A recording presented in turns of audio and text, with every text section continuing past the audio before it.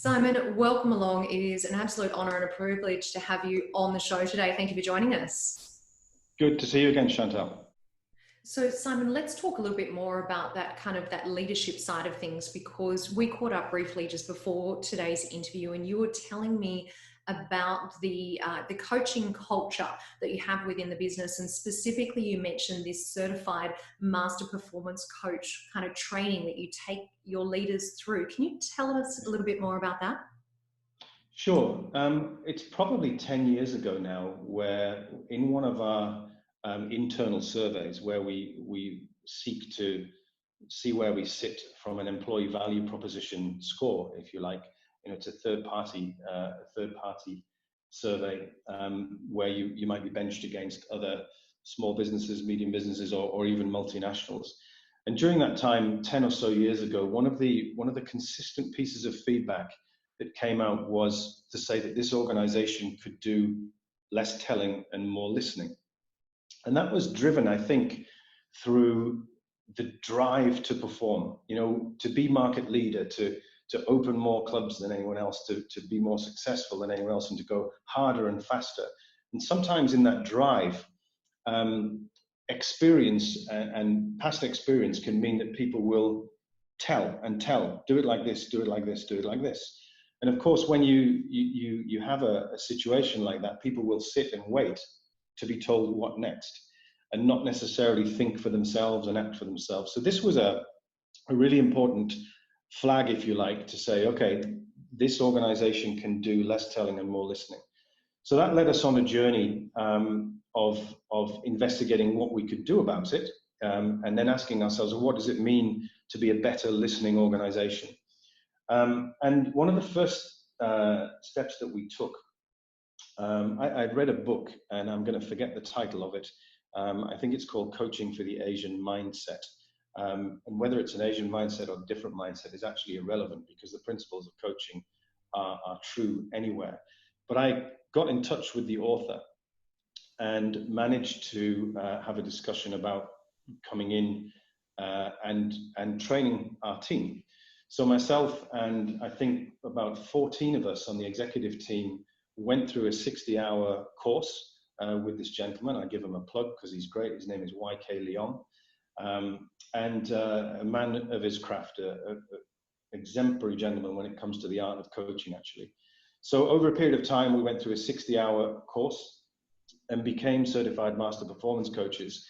And many of us found that a really impactful experience in becoming more self-aware, improving relationships with others on the team. And we determined that at that point, we wanted to cascade that culture through the management team. This is only 14 people in an organization of thousands. So we needed to make sure we could cascade and really create a culture. And when we say, we have a culture of, I think we've got to be honest with ourselves and recognize that you only have a culture when you ask a really good number of your staff, what's it like to work here?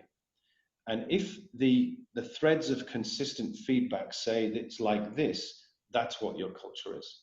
So we determined that we needed to go through this process and to become certified ourselves. We then, our head of L&D, Jacqueline, then worked with another outside resource, a third party, to help build something that was very relevant to us, so that the theory of coaching, the concepts and the norms of the coaching process applied to our business. So taking the applied science, taking the pure science and making it applied science, and again built a course for us to disseminate internally, and that's alive till today. And I think it's done really well for us, because that way of working, that coaching culture, underpins everything that we do. And just to elaborate on what it is, there are two basic pieces to that coaching philosophy, or the leadership philosophy. One is based on the good old Ken Blanchard principles of the old 1 Minute Manager series, which is to catch people doing something right every day. It's so easy to point out when someone's doing something not quite right, or dare I say the word wrong, but it doesn't necessarily help too much. Of course, we have to redirect when we see things that are not quite right, but people's behavior is more reinforced by catching people doing something right, a pat on the back. That's fantastic. That's great to see you doing that. I'm really proud of you. Well done. That kind of simple 1-minute feedback just perpetuates that great behavior and allows people to carry on getting better and better. Then on top of that, that's the basic front line every day. Let's feel good about what we do and catch people doing something right.